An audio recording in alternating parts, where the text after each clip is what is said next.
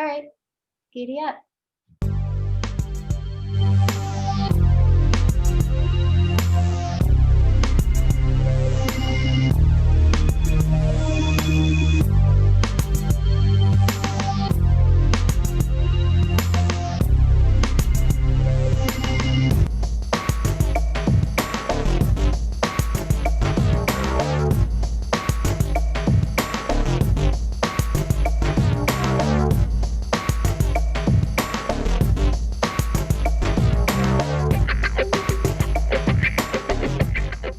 Ladies and gentlemen, thank you so much for tuning in to a brand new episode of The Art Channel.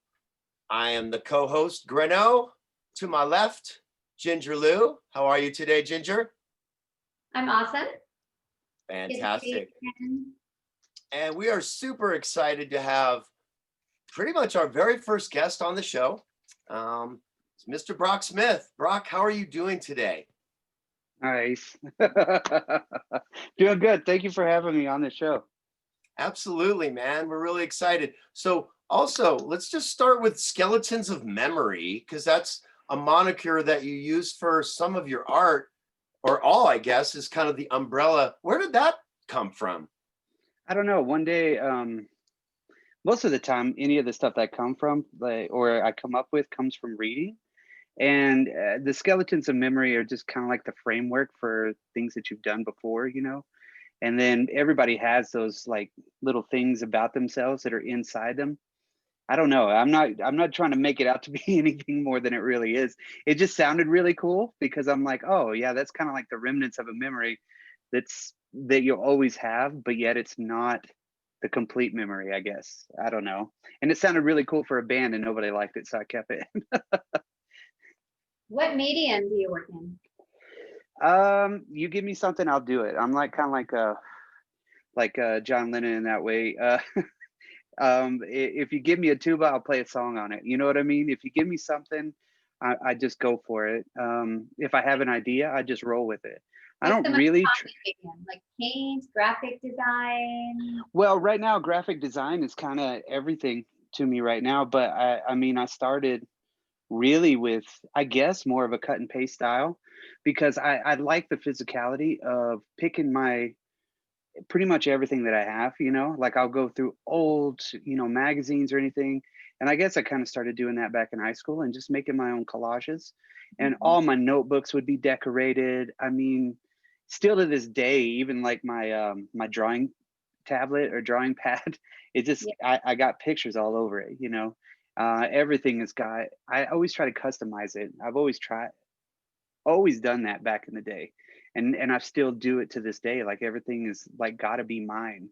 I don't care what it is, if it's a guitar or if it's my shoes or if it's something. I got to do something to it. I want it to be the same but distinctive to me, I guess. So like working with paper has always been like the coolest thing in the world. I just love being able to have an idea in my head, a rough one, and just cut it out. And if I cut it out, then I'm like, okay, well, how am I going to place this? You know? So, and it's not, it's more, I guess it's in that abstract kind of an area to where it's just like, let me just throw it down here. Let me see what happens.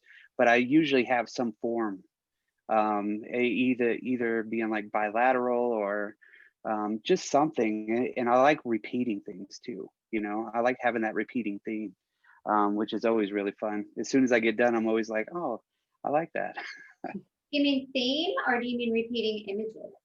Images and themes. I've used the same theme for years now. Like I've always had this idea in my head, and this is just something that I believe strongly. And I really think the American dream is dead, and the American dream has been dead for such a long time. And like, you know, with Winston Smith, How do you define the American dream? there's really no definition towards it. And sorry, somebody came in there for a second. You know, the American dream is your better homes and gardens. It's like that scene from how do you say Little Shop of Horrors, you know, whenever she's singing that really long song about, you know, having the house and howdy doody time and everything. That literally, like, you see that, and you see those images from the old Life magazines, and you see the images from, like, even just National Geographic, any of those game, or I'm not going to say game changing because that's kind of cliche, but any of those old advertisements that are like, look at all this disposable income that you got. Maybe. Yeah. Yeah. But yeah, on the but the underneath of it is we didn't ever have that disposable income. And now I feel that we've been cheated of this American dream. My generation has basically been like, hey, you're supposed to get a job, you're supposed to do this, and then you'll get the 2.5 kids, and then you'll get the house, and then you'll get the car. But it's all bullshit anyway. So I like pointing out the hypocrisy that we all live under, but at the same time I still want it. you know so I still want that underneath part of it. I really like that. What year did you graduate from high school? Because I'm trying to use it my generation. So 1997. okay. Yeah, so relatively earlier. So like I grew up in West Texas, in Amarillo, Texas. And when it comes down to like art and culture and things like that, Amarillo had a very, very huge scene, but yet all my friends and everybody that I knew, it was all about sports. It was all about Friday night football. It was all about all that bullshit. And I hated it. I mean, I really did. Going through grade school and stuff, there was always just something that I just disliked about it. But yet at the same time, it was like there was punk rock out there. There was heavy metal, and the top 40 influenced everything. You know what I mean? It was everywhere, and MTV was rolling big time. They even took MTV off the air in my hometown back in the 80s. Like they literally just were like, nope, we can't do it. It's against everything. And now they're saying cuss words on national television. So yeah, it's like that time period had that nostalgia, the analog, the taping the things off of everything, and nobody that I knew was really into art. I met one person, and he was a very, very good artist. Like he could draw Spider-Man and all that shit like nobody's business. And I always thought it was really cool. But yet most of the people that were in the higher grades than me, they were all like great artists. And they I don't know if you've ever heard of Stanley Marsh. He was kind of he did Cadillac Ranch. So he had this really giant collective of all these people that would just kind of just make all this art, and they were all skater punks.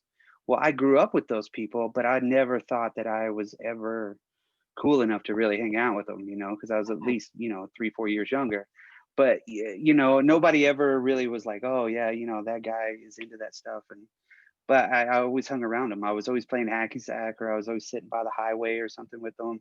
I was always doing something, but I wasn't making art at that point. I mean, I collected so much information in my head that whenever it came time to come out, then it was like, all right, cool.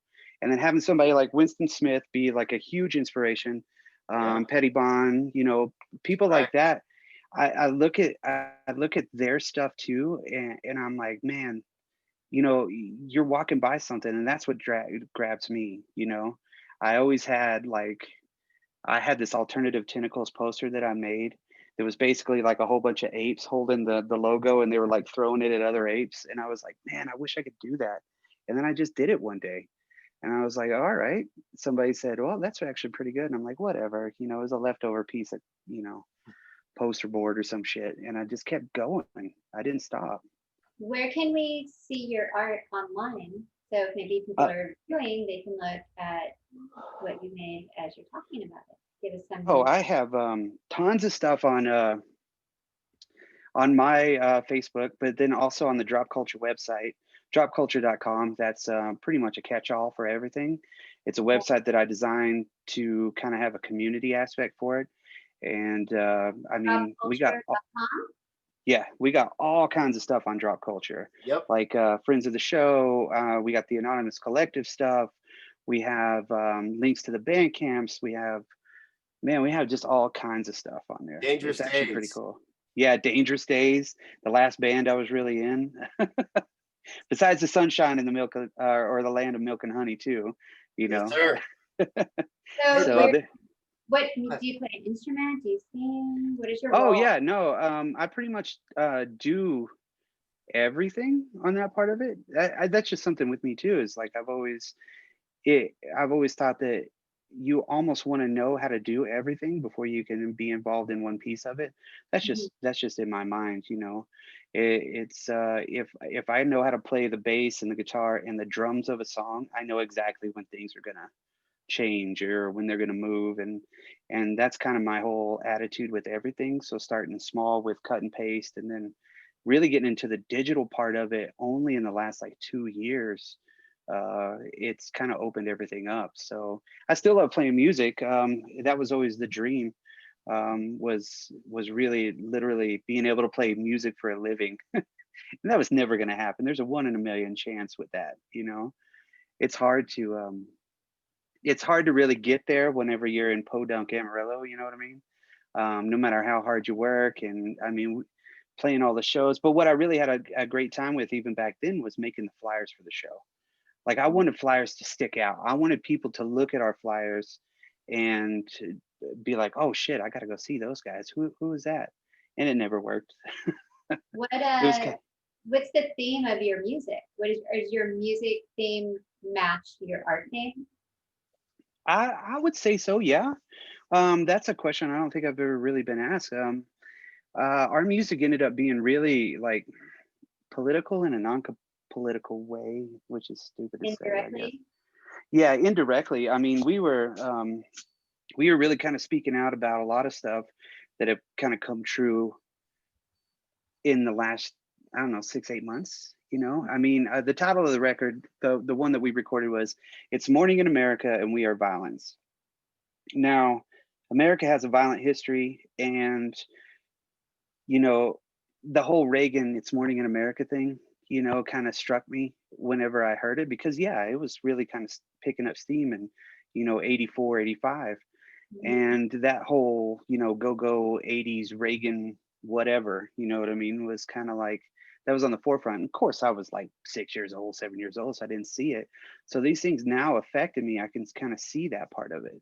I could see the way that we've been groomed to be in this type of a United States now. So when it Mhm. came to the music, it was like, God, we need to talk about the decay. We need to talk about, you know, um, we always had a theme in mind. Every time we came up with a song, it was always something that became political, which was crazy. And now that you listen to a lot of stuff, the stuff that Palmer, our guitar player, was saying while we were playing was just, it totally fit. And we didn't even think about it. I got the "We Are Violence" line from a Michael Azrad's book. This band might be your favorite or something. What is that book? This band might be your life or something like that. Yeah, that's right, that's right. And I read the Mission of Burma part and a whole bunch of other stuff, and I think Greg Ginn maybe had said something, about but "We Are Violence," and that struck with me because you put both those phrases together and you have this weird, I don't know, dichotomy of things. I mean, because we are violence, but it is morning in America because we're such a young country. I mean, it's something that I believe strongly in. That if everybody stands up, it's time to make some changes. But not 100% like forget about where we came from, which I think a lot of people do. I think a lot of things happen like that. So with the music, it was all about being in your face and just kind of like, hey, check this out, but not in a punk rock way to where it was like 100% just, you know, No, I don't know. you guys Yeah. are definitely had like a rock blues feel to your Yeah. music. The You know, three, the three of us making that music was, I mean, it was completely where it needed to be. You know what I mean? It just happened that way. What's And it was great. what's the biggest thing? Because you're talking about changes. So what's the biggest thing that you want to see change? I want to see America, and I'm talking about the people and not the politicians, because politicians pretty much just dick us around all the time anyway. There's no one side there. I really strongly believe there's no gray area anymore. And when it comes down to it, there needs to be gray area, and people need to get along. So for one, we need to get rid of the money part of it, because when was the last time the world had a giant renaissance of art and culture and everything like that? When has it been? the last time that we can really say it in America was the 60s, but yet all of those people in the 60s had a chance. They were all young, they were all unified, they were together, but then the 70s rolled around and they all fucking forgot about it. You know, it's Cocaine. yeah, everything just kind of like It's went true. away.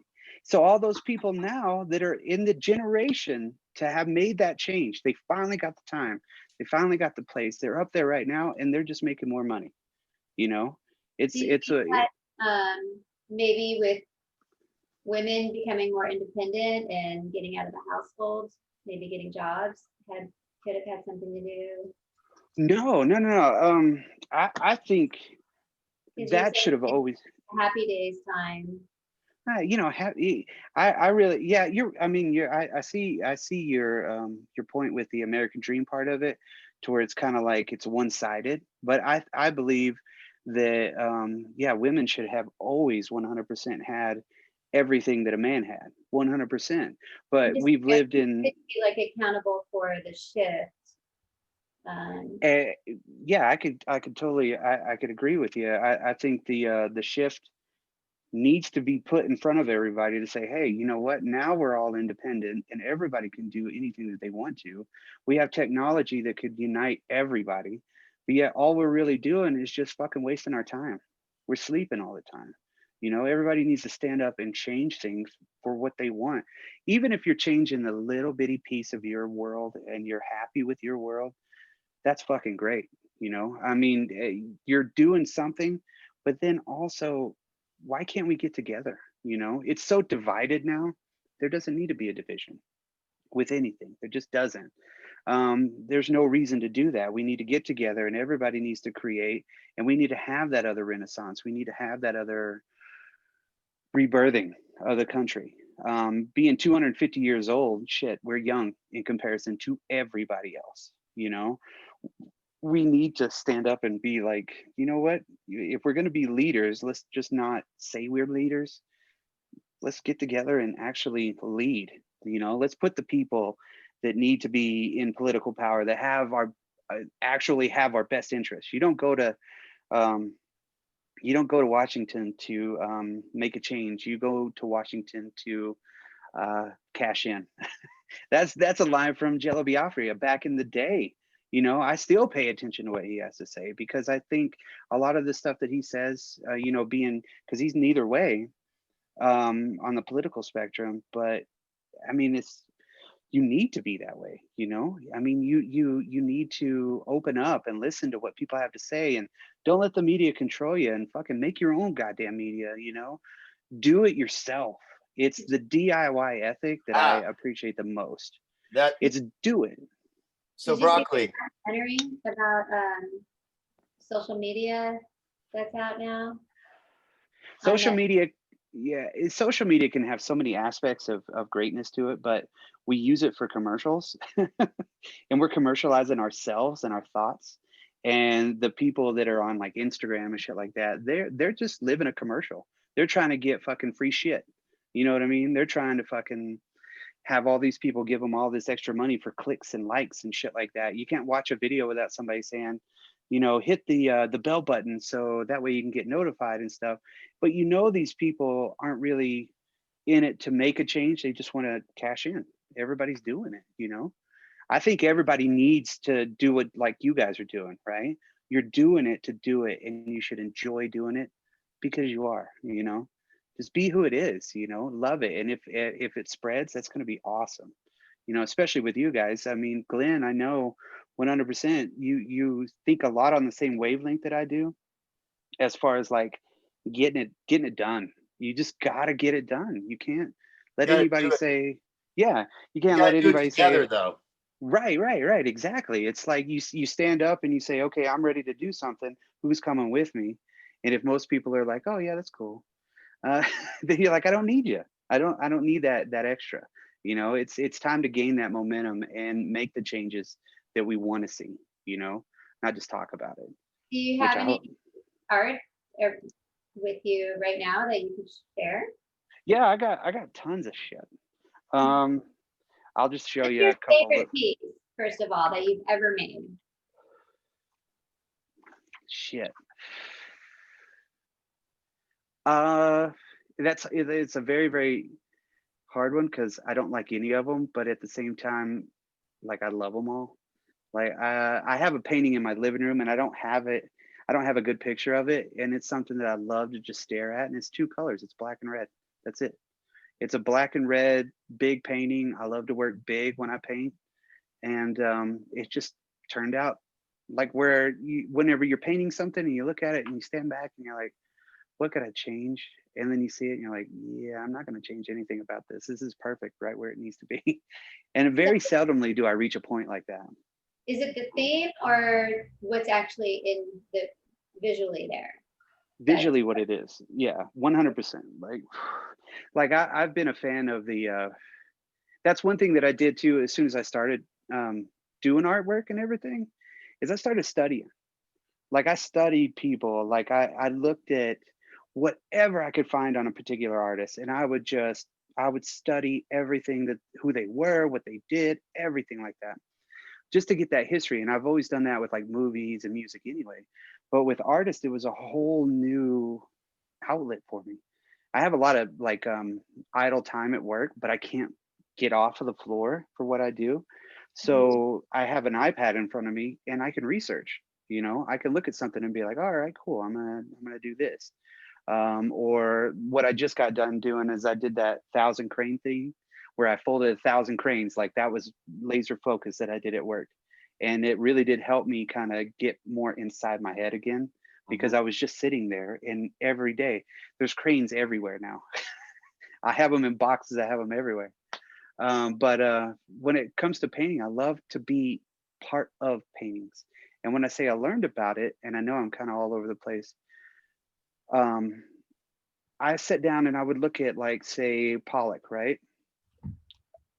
And I would have, you know, millions of Jackson Pollock. Sorry, it's getting dark. What? Oh yeah, yeah. I would have all of his works, and I would read the articles, and I would look and I watched the movie. You know, it'd be enamored, because that's the thing that really kind of affected me the most, is because I was never affected by an artwork, a physical painted piece of artwork, until I saw one of his works. And me and my wife had gone to Dallas to go see a concert. We were going to see the Pixies, and let's go to the art museum, you know. And this one painting I kept going back to, and I kept going back to, and I kept going back to. And being abstract, it was accessible. Abstraction and abstract painting, it's something that you can see. And if you just, and it's not about just throwing stuff everywhere. I mean, you do have a method to your madness and that stuff, but it's something in the size of it. It was the size of a wall. And looking at that, I mean, it physically affected me. It physically got into me. And that's all I thought about for the next, 6, 8 months. And then I just decided, you know what, I'm going to do it. So went and bought some MDF, and I painted my very first one, which was, I think it's about 10 foot by 5 foot. And I mean, I just went for it. Everybody was like, what are you doing? You Was it in know, his why? style? Huh? Was it in his style? No. Yeah, I did one in his style, that's hanging in my kitchen right now. It's all over the wall. If I could fill my walls up with nothing but art, I would do it. But my wife generally is like, we don't need that much shit on the wall. I got posters from the shows that I've done, a couple with your shows, Glenn. I've had posters with, I got Hitbone on there. I got this one. Hold on. This is one of my favorite posters that I ever did, and it was one of the first ones I did. Oh yeah. The Blue Moose Tavern, Blue Moose Tavern. Eternal Temples. I'm gonna go get one of your pieces that I like, brother. Well, like with this one right here, like Jordan White has always been very receptive to the stuff that I did, and he's the lead singer and the lead guitarist. So one day I just made something and I sent it to him. I was like, hey, could you use this? He was like, holy shit, yeah, I could use that. So it just snowballed from there. And that's all I did, was I just dove into it. And then somebody said one time, well, you should pursue graphic design. I was like, I never fucking thought of it. And so now I'm in school for it. I'm almost done. I got straight A average pretty much. Woo! I Where just do you want to be in 5 years? 5 years, I want to be doing this. You know, I want to be just doing artwork. If I could sit and do art all the time, yeah, I fucking love that cover right there too. This is Grenos. This is my solo stuff that Brock's done covers for. The last two records, actually. So that was Songs and Drums and Wolves, and this one he did is called Sunshine in the Land of Milk and Honey. That's the good and evil kind of fight. And then Brock's really into skulls too. He's kind of, Yeah, skulls are kind of like his hummingbirds, Ginger. And then because Ginger likes to use his hummingbirds. And then this is the back cover to Songs and Drums and Wolves, which I just love. yeah. Then, That first one was yeah. that was a picture I took in Monument Valley. I've been using my own pictures for years now. Nice. And then I put the Saturn on it and everything, and just kind of manipulated everything, and it looked so otherworldly. And whenever you said this is what I'm going to do, I was like, I got something for you. I already got it right here. Yeah, because it's a southwestern feel of music. Everyone tells me it's very psychedelic, I guess, and a lot of people like to take mind-altering substances and listen. But yeah, this one too is just amazing. So Brock, talk a little bit about this process that you did for like these different covers, because this is your work as well. If anyone wants to know, that's if y'all from Poway, y'all know Wiener Schnitzel. So that's and I didn't even know you had a Wiener Schnitzel over there, right? But that was something I grew up with, and that's such an iconic little piece right there. You know what I mean? It's a nice picture, and then putting your stuff on it right there. I was like, holy crap! I learned a lot from it. You know, doing it and manipulating it and just trying to make it to where it actually looked like that's what it was. You know, it was so fun to do Absolutely. all of those. I mean, you give me an idea, I'm going to give you 10 back. You know, I'm just going to overdo Give it. me 10. And then it just kind of sprung from there. Like, I love that. That's an IRA picture. That's a picture from the IRA. So That was badass. somebody, yeah. And I was like, damn, it's gotta look like it was printed that way. You know what I mean? So a lot of manipulation, some things taken away, and then I just got that really cool black and white, you know, image It's on funny it. too, because this picture, Brock, it actually reminds me of one of my old bandmates, Sophie. Do you remember the band Sanji that I was in with Owen and Nate and all those young kids? Anyways, it's like a shoe-in for her. It's crazy. But yeah, so Brock, like, damn. Like, so talk about, Brock, talk a little bit about, you said the DIY and punk rock aesthetic, Raymond Pettibon, Winston Smith, some of the punk, like these are people that came out of a punk rock aesthetic, making album covers, making flyers. Pettibon, like amazing flyers and stuff. Talk about that influence of just bring it all together with the DIY, you know, Yeah, do it like, together, punk rock. well, from what I understand, Winston Smith actually was overseas for the longest time, and he was quite a bit older than most of the other people in San Francisco. And then when he got back, he kind of noticed that, you know, people were putting out these flyers, and there was this really big kind of movement kind of happening, you know, the hardcore scene over there with the Dead Kennedys and everybody. And he started making these flyers for non-existent shows, and he started putting them up saying this is going to be at the fucking Bar None Bar, you know what I mean? And people are like, they would show up to these places, be like, there's nothing here, you know? And then Biafra got in touch with him, and it's just like, hey, show me what you got, you know? And it's been that lifelong friendship with that. So I see like the alternative tentacle stuff, and I'm like, man, that guy just, I don't know, he just, I get what he's doing, you know, to see the things that he did, like even with the bat logo. I mean, that's like Yeah, one of the coolest fucking things in the world, it's having rad. that. Or even the cover for In God We Trust, you know, Oh yeah, having with the dollar. Yeah. yeah, and seeing that, and it's just like, holy shit. When I saw that for the first time when I was like 17 years old, I was like, oh my God, this is like the coolest fucking shit that I've ever seen, you know? That's like something that I want to do, and I never did it, you know? And then now that I got a chance to, I inject a lot of that shit into my work. I really put that kind of just weird kind of style with it. And Norman Pettibon, um, all the interviews and everything that I've seen with it, he just does it to do it, and he doesn't even care. You know, he's like, it's not about making money for him. It's not about anything like that. It's like he designs the Black Flag logo. Come on, that's 3 stripe or 4 stripes. You know what I mean? And but yet when you look at that, you're like, yep, I know exactly what it is. I know exactly who these guys are. And even the cover for A Nervous Breakdown is like so fucking awesome. And I bought that record the other day too. Came straight from the SST archives, you know what I mean? Nice, Uh, man. but then I love that. I love that aspect. And then the Misfits were like a huge influence on me because I was always into, Vampira and Yvonne DiCarlo and, all kinds of Right. monster stuff. And I just kind of have always really like enjoyed manipulating stuff like that and getting that black and white. There's so many things about black and white that just make sense to me too. And I like to work in black and red and white, just very, very simple, straight, just bright colors, sometimes darker. It's just I don't really work in a lot of colors. I just haven't really explored a lot, done a lot of studies with them. But when it comes to like imagery, like I did this the other day and I really like it. Oh So I'm yeah. gonna do a big one. Let me see. You guys see that? Yeah.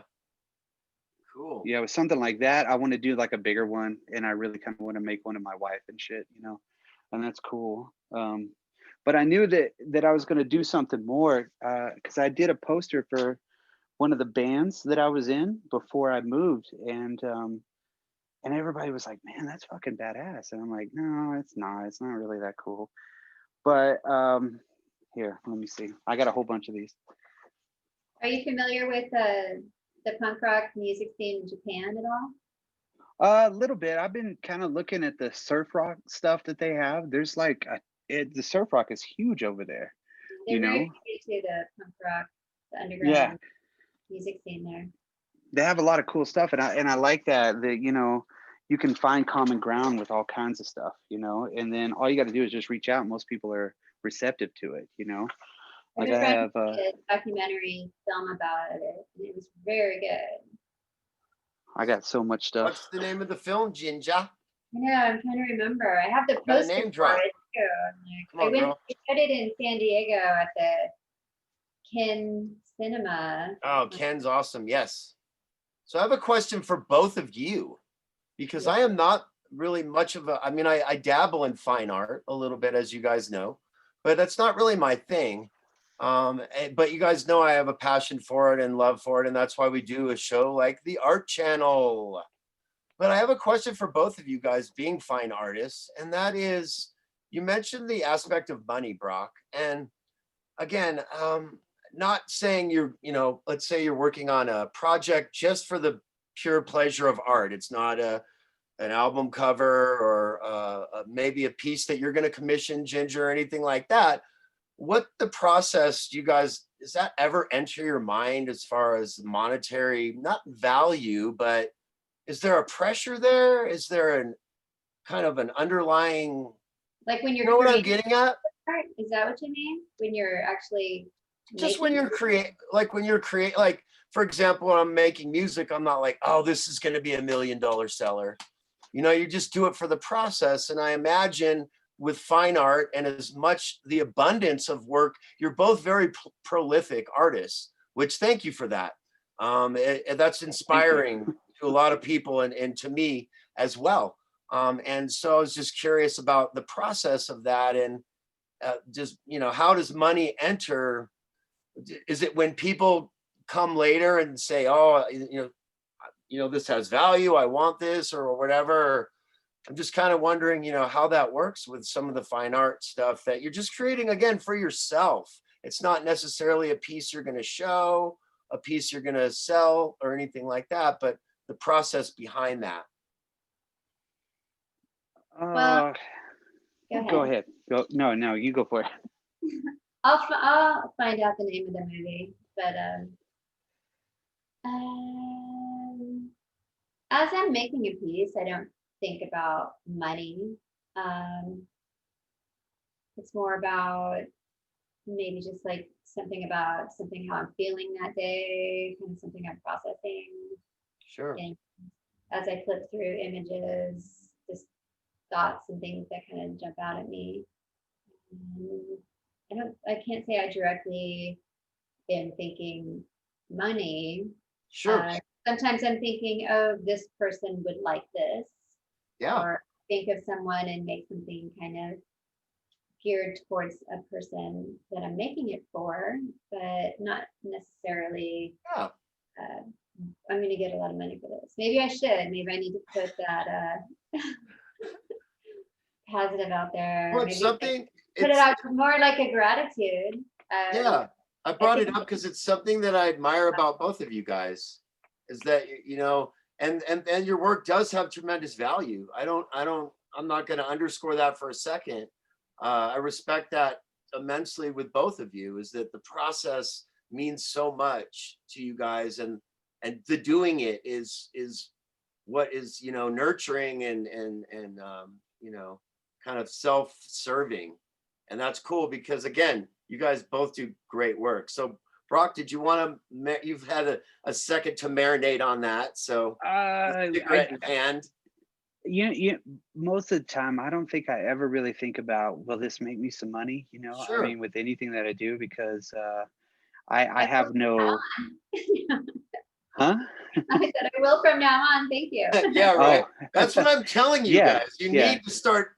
Let's cash it in, guys. I don't think that my stuff is worth any kind of monetary value unless somebody does say, hey, I'll pay you for this, you know? And when somebody does, most of the time I'm like, nah, don't worry about it. It's all yours. You know what I mean? Yeah, you're too modest on that, sir. I would love to be able to do it for a living, of course. You know, I would love to be able to say, yeah, art pays the bills, but I don't have I don't have any delusions of grandeur when it comes to that. You know what I mean? Think we both should work towards, or if we don't think about that consciously, like set that yeah. intention of gratitude out there. But I do look at it like, okay, well, who's going to like this? Who am I going to offend with this? You know, is this going to get me a little bit further down if somebody sees this? I like that aspect of it. But when money comes into it, yeah, it's funny because the only money that I've ever really made on painting was because some asshole stepped on one of my paintings, and he worked for an electrical company, and he came out for like to fix a light switch, and he was a dick, and it was fucking stupid. And I'd left a really negative review, and they were like, well, he ruined your painting, how much was it worth? And I was like, $55. Well, that's how much you paid for us to come out. And I was like, exactly. So I still have that check. I never cashed it and shit. Like, I still fucking have it, and I'm like, because that's what it was worth. And I was so happy. I was like, I sold my first painting, you know, because some asshole fucking stepped on it. Most of the time things are for gifts though. Like I make shit, and then if somebody likes it, I'm like, it's yours. You know, you can have it. I think of everything as a learning process, you know. It's good. You're trying to build up some good karma. I hope.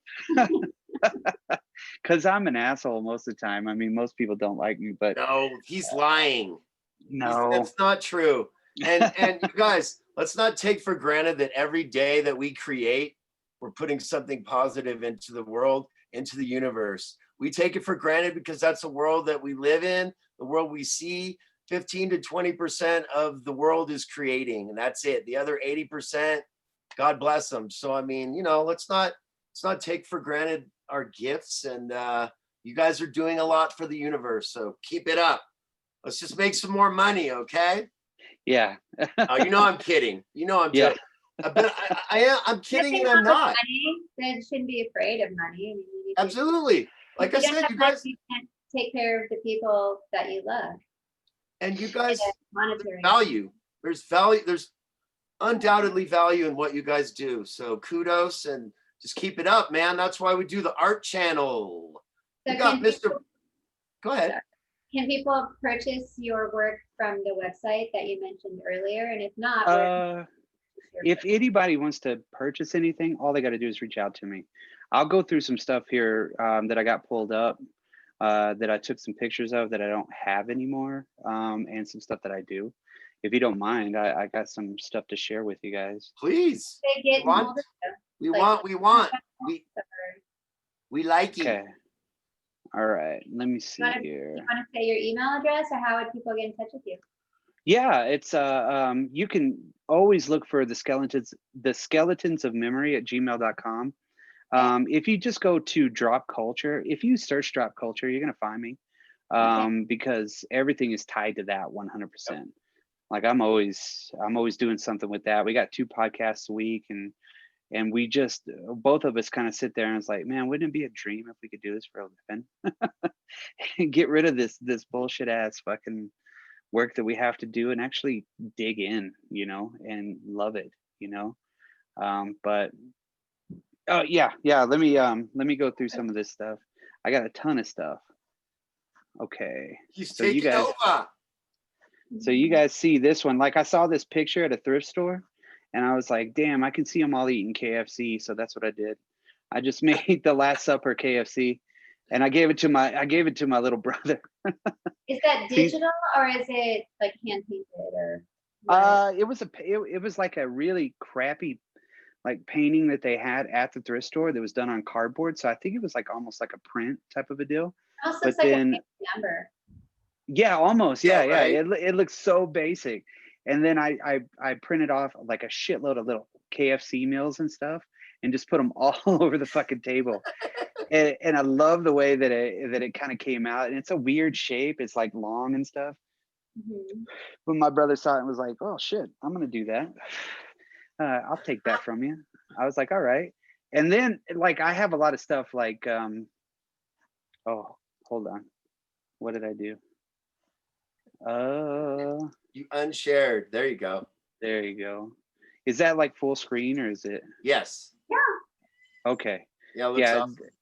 yeah. That's like I saw, all these guys getting awarded for obviously being badasses. You know what I mean? But then I thought, most of these people are like owned by a company. So I turned all their medals into shit like BP and fucking Halliburton and shit like that.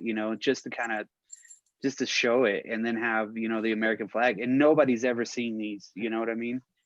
So It's one you're of not those joining the military anytime soon? no. Lady There's a wants lot to of join the people. military. I believe in the military and I think that we need the military, but I do know on the back end of it there's just a lot of Say hi, lady. uh, Yeah, I'm a Navy brat. yeah. No, I'm all for the military and I'm glad there's people out there that will potentially sacrifice their life for it, you know what I mean? And I think it's awesome, I think it's badass. What am I doing? My dog had to make an appearance. So that was lady. Where's Leo? I don't know. He's been kind of sleeping a lot today. A cat sleeping in the daytime? No. Impossible. Ooh, he's taking over. Oh, he's What he's is gonna is he gonna oh, draw for us? I don't know what the fuck that was. Jesus. Um Hold on. I'm gonna figure this out. You're fine. I know technology. This is an art show. Hey, this is an art show, man. We're all about, demonstration and taking time to get things right. See, there's another one of those. Uh Shit, I don't know how to keep going. Like Uh, scrolling through. yeah, I don't That's want to. fine. Just close it and open a new one each time. Yeah, and then let me find one of the paintings. My grandson, which is crazy, loves this painting right here. He is like all about it. He stares at it all the time. Um, God damn it. Uh, why is this? This is not hard. This is Oh, easy stuff. good. We're going with the flow, man. Art channel, baby. I That's just what want we to. I do. just want to share my desktop. I know that you can share your fucking desktop on here. Yes, sir. Go to it. Slides is it? It might be under advanced. What about the artwork I see behind you and to the That stuff that was just like an old piece of cardboard, and then like this guy right here, like that was just something I picked up at a thrift store, and then decided to just paint over it. It was like a Southwestern kind of a theme. And I was like, you know what? That's right. I can see something else in it. And, you know, most of these are given away, but they're so big that most people can't take them, you know? I take it. Yeah, no, I have people that still haven't picked up shit in fucking forever, you know? Shame on them. Blasphemy. Oh, here we go. This I did the Universal Monsters as like oh my god, what do you say? Like astronauts and shit like that. You know what I mean? And it was like I saw that at like some museum somewhere. I saw like the John Glenn photo and I was like, man, what if they were actually Universal Monsters? Is So then I that put Creature from the Black Lagoon? yeah, the first one I did, my oldest son, he's got it down in Austin. And I fucking I love that one. And I did the whole magazine cover and everything like that. And it was about the creature going to space. That would actually be a good Halloween costume right now. Yeah. Yeah. Yeah. There is Right? just so many I think so you many could stuff. skate with that helmet on, trick or treating, and with the mask too. See, I got like the Wolfman and everything. Oh, Man, yeah. I got everything. But then I've always gone back to them and like elaborated. Let me see here. Here's a big painting. A lot of people throw away shit at my work when it comes to signage and stuff. And so I take all the vinyl signage, or all the signage and stuff like that, and I just paint over it. That I wanted to see kind of like 3 different kind of Rorschachs, and I just painted it. And my garage is not that big, so it almost stretches across everything. I just need to learn how to make frames. I It's an love oil that one. pan for your car. Yeah, pretty much. But then, you know, like music inspires me a lot too. Like I did a whole series on rocking in the free world and just, you know, showing that aspect of pollution and everything. But then also with that part of it, keep on rocking in the free world and just kind of like forgetting, you know, not really like paying attention, you know, just like fuck it, it doesn't matter, you know. That's kind of my idea behind that. But then let me see. Now I have a lot of like weird stuff like this. Basically Mayor McCheese and the Noid fucking on a I've always liked to mess with shit like that and kind of make it look like it was from the past. So of course it's Mayor McCheese and he's Hitler, you Do know. you ever try painting your digital collages onto a canvas? I'm gonna start here pretty soon. Like I really kind of want to again get into it some more, you know. I'm really getting this buzz to really start painting again. But I just gotta find the time between everything, you know. Yeah. I have like so much shit that I want to do, you know. That's a direct ripoff, you know, of Mondrain, but I kind of wanted to I buy all kinds of canvas at thrift stores and stuff, you know. And my idea behind it is, yeah, most of the time it's production art. It's the shit that you buy at American Furniture Warehouse, you know. So it really doesn't have the same kind of aesthetic as something that's been like physically painted in front of you, you know.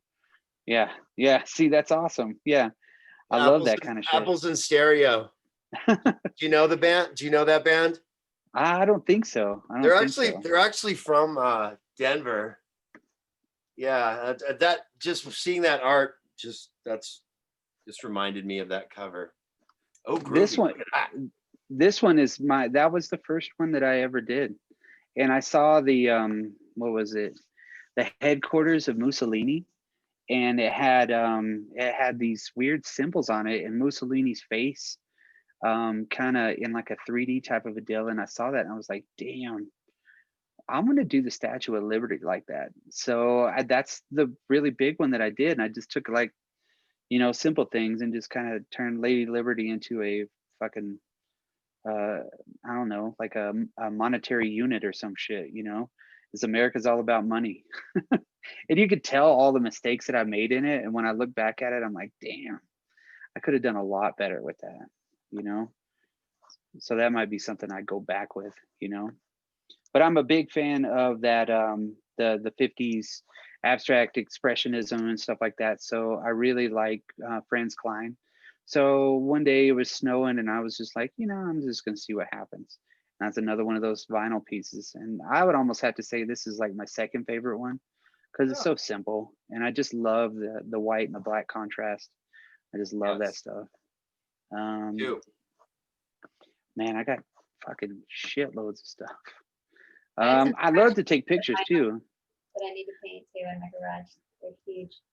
Yeah. Yeah. Yeah. I've seen just a bit of both, the works that you guys have amassed, and it's astounding. Oh, look, there's your American dream. Right there.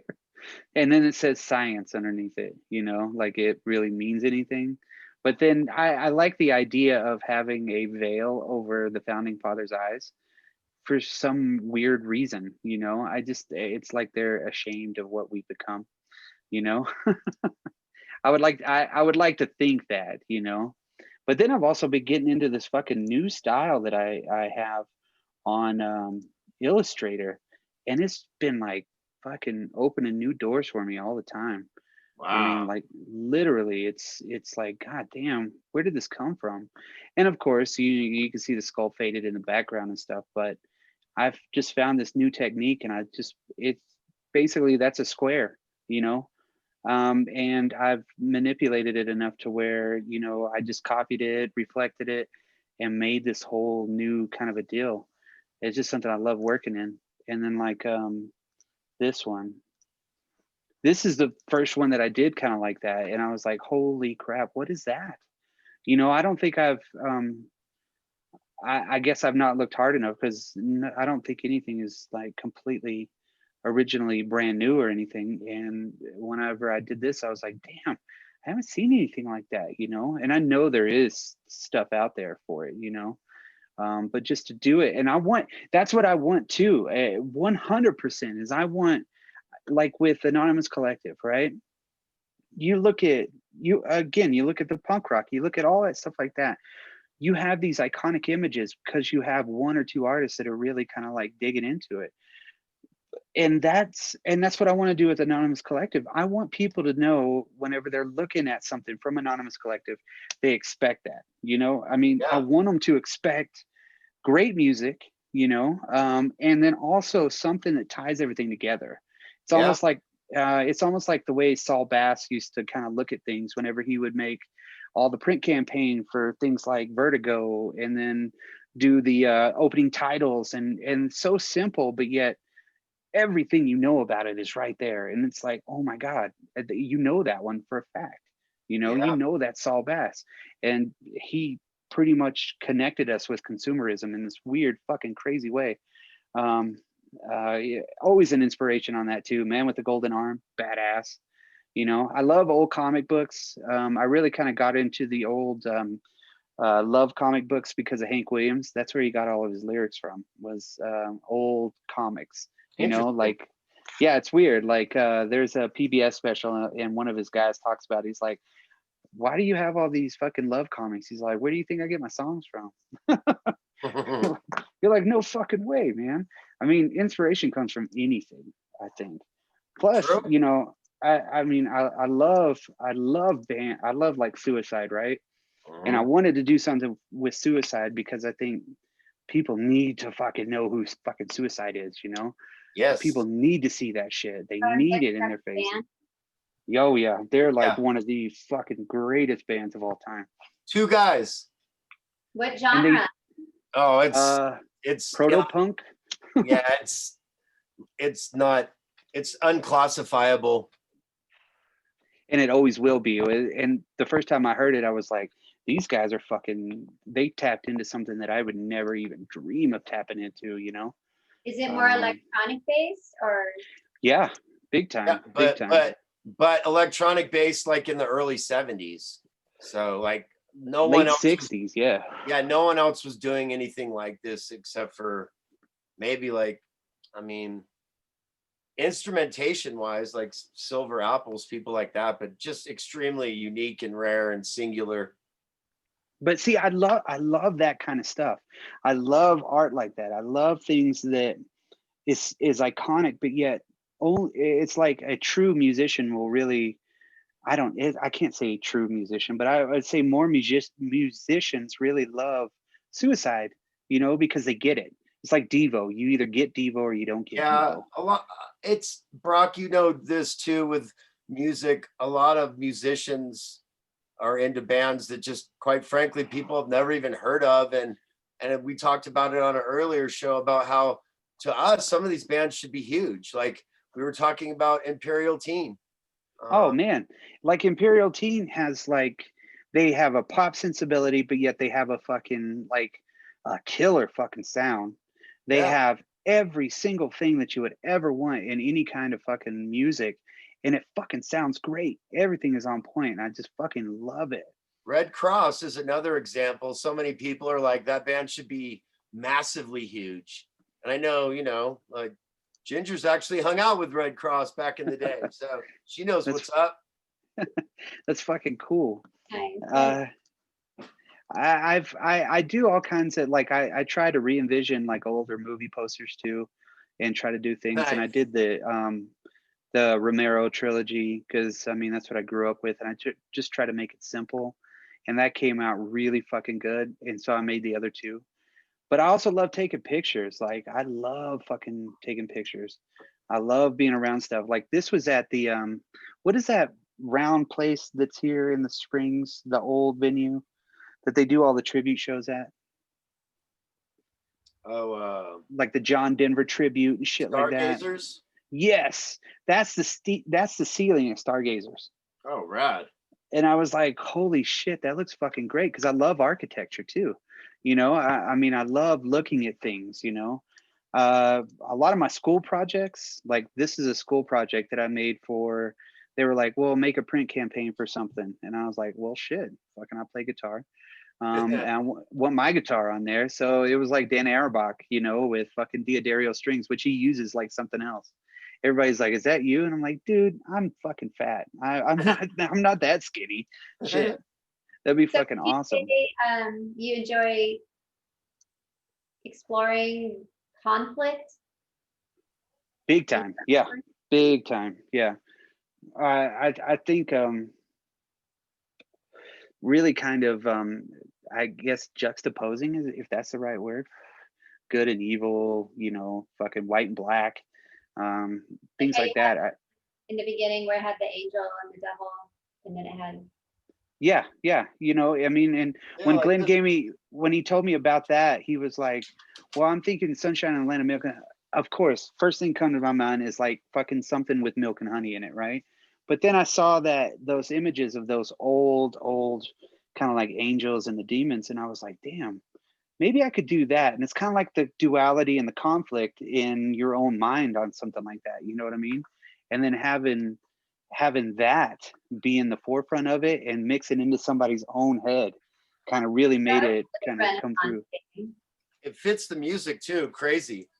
Like Yeah, crazy good. that's the crazy part is like it totally fit. Like I still like have tons of different assets, I call them. Like I have posters and logos and shit just like fucking sitting there. I'm just waiting to really jump everything out. Like I'm doing a new record cover for somebody in Denver right now, but it's more of a Halloween theme. And this guy actually got me, which is really cool. Shane Smith, right? I met him literally for maybe 5 minutes at a guitar show in Denver, right? And they gave me a free CD. I talked to him and I was like, yeah, man, I'm looking to play music. And it's right after I moved here. He's like, cool, take a free CD, have some stickers and shit. And I was like, badass. And we kept in touch over Facebook. And one day he was like, hey, could you design me like a cover for our band? I was like, fucking no problem. Within like 20 minutes, I had him something. I was like, here you go, man. And designed the back and everything like that. And somehow it landed in Classic Rock Magazine. And I was like, holy shit, my cover's in fucking this. That was like one of the most proudest things in the world for me. Yeah. I was like, oh my God, this is like really here. This is fucking cool. And literally, it's like this big. I don't know if you can see how big my Hey, fingers are, but it's like nothing. And I was like, I got a published work in there. There's no fucking way. It was like a really huge dream come true. And now I'm still working with him. Awesome. You know, So you so can I stumble upon things and just like follow where things go. I didn't catch all of it. I said it's funny how you can just kind of stumble upon something like unknowingly, and then it just leads to something else that you would never have guessed. No, no, no, no. If you leave yourself open for experiences, the older that I get, the more that I think about that too. I think about it's not about Intentionality. advancement, maybe it's more experience. You know, I love the experience of sitting with somebody and creating something. You know what I mean? Like, albeit creating the family that I created. You know, my that's my heart. That's everything. You know, I Yeah. do. My wife is my fucking muse. You know, I look at her, and even Glenn's got something that was one of mine too. It was something I made of my wife. You know, I just look at that and I'm like, I think of my wife as pure art. You know, I think of my kids as art. I look at them and I'm like, I want nothing more than to just spend every waking moment with you guys, you know, and seeing all of that stuff. It's like I look at my son and my daughter and grandson and everything. I'm like, man, that's the greatest thing I've ever created, you know. And I do it so much, and then I just appreciate it and the experience of going through life with somebody that you love, or even, you know, showing somebody, because I'm so giddy when I create stuff too. Like I'll walk into my wife and I'll be like, hey baby, come here real quick, let me show you something, or what do you think of this? And most of the time she's like, oh yeah, it looks pretty cool. But I'm so excited, you know. I look for that acceptance, you know. Yeah. I've always looked for acceptance in my life. Uh, um COVID homeschooling must be okay for you then. I You fucking have loved it. Oh God, I loved it. I loved it. I mean, me and my son would wake up 9 o'clock. We get started. 12 o'clock we were done. He had the rest of the day to get with everything. He excelled. Now that he's back and I'm back at work, it's like fuck it. You know, it doesn't make sense anymore. And yeah, I got so much shit done. I would sit there every day and I'm like, guess what? I'm gonna create something else. I'm gonna create something else. And it's like you know, Ginger, whenever you get started on something, until it's almost pretty much done is whenever you can rest. And you're like, you sit back and you're like, all right, yeah, I think I got that done, you know. Maybe. And then most of I really love the aspect of working fast, you know, just really getting it out. That abstract expression is kind of a thing, you know, just kind of like 100%. What comes out. And I don't really spend a lot of time on it because I like the experience of making it and then making the decisions on the fly. There's a Is lot of things that I do like that. Yeah, and it's just like, oh my God, it came out that good. You know, I think I like it, but then I look at it and I'm like, oh, there's some shit that I fucking hate. And I'm like, oh, I gotta erase that shit. I gotta start over. But everybody does it, you know, with everything, you know. But I just really like to look at it, and now that I have the somewhat ability to see it in my head and then put it down on something like paper or something like that. Now I'm like, oh my God, now the sky's a limit. This is like learning how to play music 100%. First time I learned how to play a song, holy shit. That was my life for 8 to 10 hours a day, every day, is because I learned that one thing. And it was like, oh, it was probably some Misfit song or fucking Symptoms of the Universe or some shit like that, you know.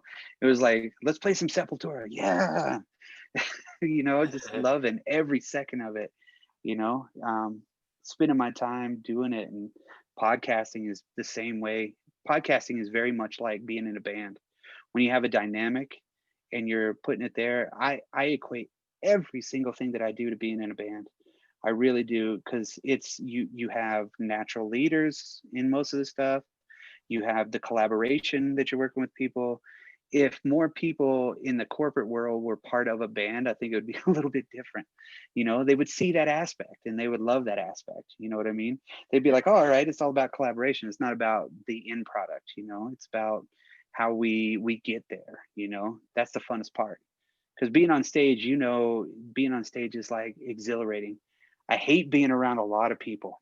You take me to a mall, most of the time I'm kind of very insular and quiet, and I don't really know a lot of people, and I stay away, you know. But when I'm on stage, it's completely different. It could be 2 people, it could be 200 people, and that's where I feel really comfortable, It's unusual. I could be who I want to be up there, and in my art, I can be who I want to be with my art too. I don't I don't compromise on it, you know. I look at it and I'm like, maybe I shouldn't do that. Do it now that I'm older. I look at it. I'm like, should I think 2 steps ahead when I do this? And sometimes like, fuck it, you know. I'll see what happens. Are we And gonna just play a song at the end today too? Did you ever find that? Oh, I asked you when I started. I know you were listening. Did I was trying to get it going. you? Um, doesn't look like. Yeah. Let's see. Recently added. I don't want to distract. I just thought of it. You reminded me. We were looking for that before we started. Yeah. Yay. Let's see. So which year do you have a new project that you're starting Oh. now?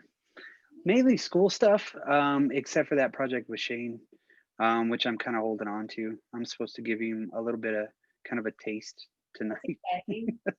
Yeah, so I'm like, that there and go Else for you it. want to like mention about anything? Study. That's it. You know, study. I've always had this saying, you got to know what you hate, but you also got to love what you love. Because if you don't know what you don't want to do, you're never going to do what you want to do, I guess. And that's speaking in tongues backwards type shit. But that's how I really feel. I mean, if you like something, investigate it, learn it. The internet is there for us to learn 100%. If you want to figure out how to hold your brush in a certain way, or you want to figure out how somebody did something, somebody's got a video about it. I might want to fix my dishwasher sometime, and I know the instructions are there, you know, because I mean, the world is ours, and the world is in the palm of our hands every single fucking day, and all we're doing is using it to bitch at each other and tell people that they're wrong. And I don't think we should do that. We should be like, transfer information, download information. Our brains are acceptable to it, you know, and then listen to podcasts, shit, you know, get together with other people, make art. No matter what it is, sculpt something. If you see something, draw on it, you know, do something, you know. There's a lot of people out there right now that have abilities that they'll never even tap into unless they try, you know. You listen to podcasts now, and that's the newest medium, and it's so fun. It's so fun to have these interviews, and it's so fun to do things like this and talk about what you love, you know. And especially like with our podcast, we talk a lot about music. Like we did an episode on suicide. We did an episode on the Stooges. You know, we were the first ones to do an episode on suicide too, the very first ones. I don't think I ever heard another podcast until No Dogs in Space did it, and they did a fucking great job too. So it was like, damn, I love that. Looking for suicide and podcasts, and ours pops up. I'm like, holy shit, that's fucking awesome. Even though like, oh, there's not a lot of people that'll listen to it. You know, we did Velvet Underground. We've done shitty movies. We've done great movies. We've done, and then every week on Monday we have a new one come out, and it's just me and my co-host on there, Dan Tribble. Dan's one of the coolest fucking dudes you'll ever meet. I mean, the guy is fucking awesome, right? We decided to do this podcast, and it's just been him and me straight through. You know what I mean? It's almost like the band Suicide in a way. You know, it's compromise. It's no compromise. It's just like, let's fucking do it, and we did it, and we built this whole entire everything, which is awesome. You know, Mitch, my other co-host on there, he's been taking a hiatus for it, but it's such a collaborative, fun time that it's not work. Because I go over to his house probably at 7:30 on Friday nights now, and we leave at 1 or 2 o'clock. You know, and it's like, god damn, we've been talking this long about this shitty movie, damn, you know. And then now we're friends with other podcasters, you know, where, you know, trying to get as many people on the show as possible just to talk about music. We've talked to people.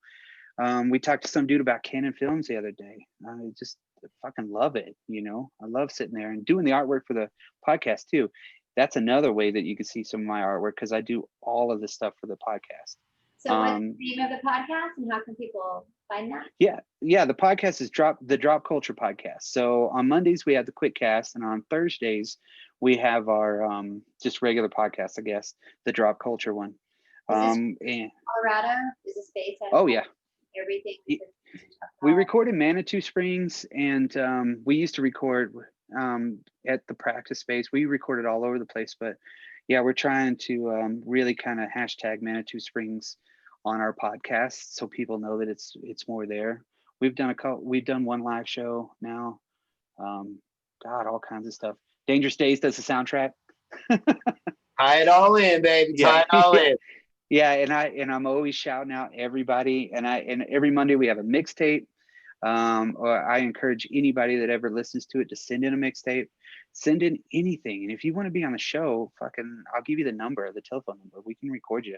You know, if you want to talk about something, or if there's a movie you want us to know, because basically the premise of Drop Culture is drop culture. There's pieces of culture out there that people have like forgotten or lost. And it's the same way with art. We're going to do an episode on Winston Smith, and we're going to do an episode on Patty Bond. We're going to do episodes on maybe just one on Alan Vega too. The Breeders, Imperial Teen, anybody that we feel needs to be out there. We're going to try to do an episode on it because that's what we love. Like, even, I don't know if you guys remember this store. It's called Best Products. Do you remember that store? Okay, well, it was a big conglomerate, store, but they had these artists come in and they designed specific buildings, like the facade was peeling, or there was you could see from the outside to the inside. It was like dead structures. It was all part of a book series too, but nobody really knows about it. Where is it based out of? Oh, I think it was based out of New York, but these buildings were like, there's one in Houston. There's still a Best Buy that operates, because it's basically, they made this building that was square, brick square, no entrances whatsoever. But then the side peeled out, it like rolled out like it was, and that's where you go in. And these are like the coolest fucking things that nobody knows about, but it's all there. It's like our malls and shit like that, Malls are beautiful structures and we all grew up in them. But why aren't we reusing them? People know that shit, they need to get out there and see this architecture that these people have poured their heart and soul into, but they're monuments to consumerism. But they're so beautiful, and there's the aesthetics of them are so fucking cool. It's all art. Everything is, It is all art, ladies and gentlemen. And on that note, I think we're going to wrap things up for tonight. Brock, you've been a tremendous guest for us. What a treat to have you on board tonight. So before we totally wrap things up, we're going to pay a couple bills here. First of all, just want to thank my co-host, Ginger. Thank you. Thank you for your art. I really appreciate it. Thank you very much for having me on the show. This is awesome. I'm sorry I talk too much, but of course. No such thing. You're very a really intriguing guest. And yeah, just want to let people know we're brought to you by What's Left Records, Grooves in San Francisco, Anonymous Pacific, Anonymous Collective Music, and of course, Dropped Culture. Like, hello. So yeah, dropculture.com. You can sport a Greno hoodie, right? Like, all kinds of cool stuff. Skeletons of Memory on Facebook. Follow Mr. Brock. He also has Skeletons of Memory at gmail.com. He's on Instagram as well, which you didn't mention, so gotcha. Oh, yeah. Dangerous Days, the band, which is dangerousdays3.bandcamp.com. I know this guy. Hey. Let's see. Did I leave I didn't even know that one. Did I leave anything out? No, that's awesome. Thank you so much. I mean, I love talking art, and I guess I love talking about myself. So that's cool. Well, hey man, it was a pleasure having you. Again, we'll definitely be checking in with you in the future. And the show, well, people will be able to view it on Facebook and also on YouTube. We will have that up as well for those that could not view live. So yeah, I just want to wish everyone a happy and healthy rest of the weekend. I guess it's kind of wrapping up. So let's say have a great next week as well. Art Channel episode 3. Ginger, I know you probably want to say la vie to some folks or just see what's up. Thank you for joining us today, and thank you for sharing your art. Thank you very much for having me. I love everything that I've seen of your art. That's awesome. Thank you. Yeah, I kind of, where do we see your stuff at too? Pixels, and just search Ginger Lou, and Instagram is Ginger Lou Arts, and Facebook is Ginger Lou Artist, and there's also an Art Lita, Ginger Lou, Artsy, Ginger Lou. Am I forgetting anything? I think that's it. That was a lot, though, I guess. No, definitely gonna look it all up. That's Thank you awesome. so much. I appreciate Thank you that. so much for having me on here, guys. You guys are gonna have to be on Drop Culture, so we'll have to do a cross pollination. We're That'd be totally nice. down for it. Yeah. So yeah, just one last thing. We're just gonna end the show with a tune called Ride Intro by a band called Cheapskates. And let's see, where's the CD? This is my son's band. And this comes out the 28th of October. It's All on right. Bandcamp. And just to let you guys know, I think our next show is going to be live from Las Vegas. So we'll see you guys soon. Here's Ride Intro. We are the Art Channel, and you are beautiful people. We'll see you next time.